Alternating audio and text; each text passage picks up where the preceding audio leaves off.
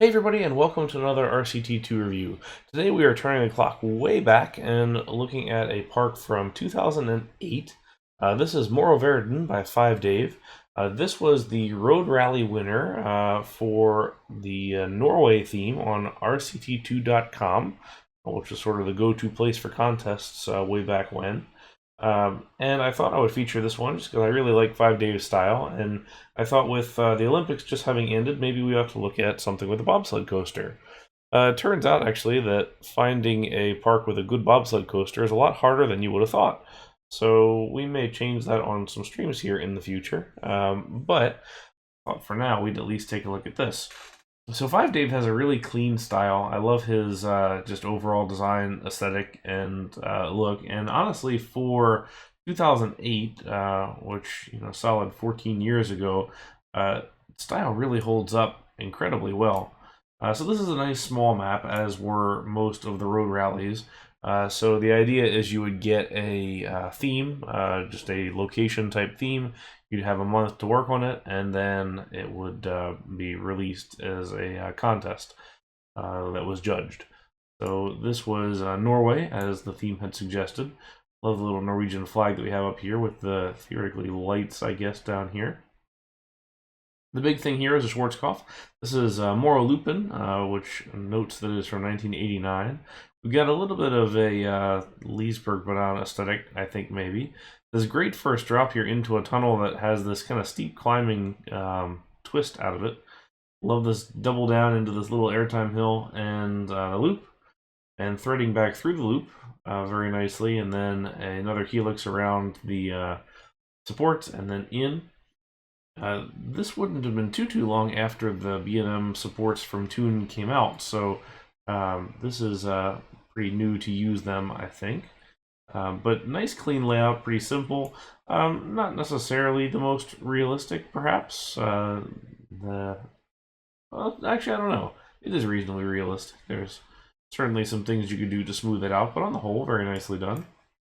And then on the other side here, we've got our bobsled, which is called Akabake, March of 1993.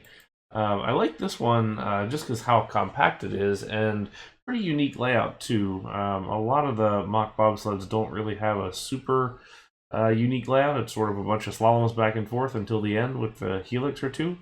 But this one's done pretty well. Interacts with the lift hill and the surrounding landscape. Has a pretty nicely placed block brake here in the middle of it, so it can run two trains pretty smoothly here, and has a nice little layout on the shorter end, but pretty compact throughout. I really like the station with the greenery on top of the roof here. I think that's very nicely done, and just nice little details throughout. I think Dave had a very nice way of doing kind of small details through his designs. I love these little shops and everything. Have the cable car all the way up and over on this side as well. And then a little typical Norwegian type buildings here. And then this ferry boat out of here, which is kind of neat in the fact that you've got a hot dog place here in the middle. And just the access across to it. So it's kind of nice in the fact that from a pathway wayfinding standpoint, you're not going to get guests caught in this sort of U-turn here. You can just have them cut across, but pretty nicely done as far as that goes. We've also got the tram that runs back and forth between the upper space here through this tunnel, past the flag, and then kind of in and out of this little tunnel here, and then popping out the backside of these buildings, crossing the pathway, and landing down here. Then we also have, after a little bit of a walk up some hill here, we've got our little observation tower. I do like this building over or underneath of it. It's a little bit larger building compared to a lot of what else is out here, but I think it's done pretty nicely. And then, of course, some level of stave church, as you'd expect from a Norwegian theme, with bumper cars underneath of it. And then just a bunch of miscellaneous other type rides. This looks like a maypole of some kind. Very clean landscaping. Very nice use of some open spaces, and just really well-crafted landscaping. Not super dense, Maybe it could be a little more dense in some of the trees and things, but I do love these open spaces here, especially this one, how well it calls out the flag here, kind of set within the landscape, and it just works really well throughout the space.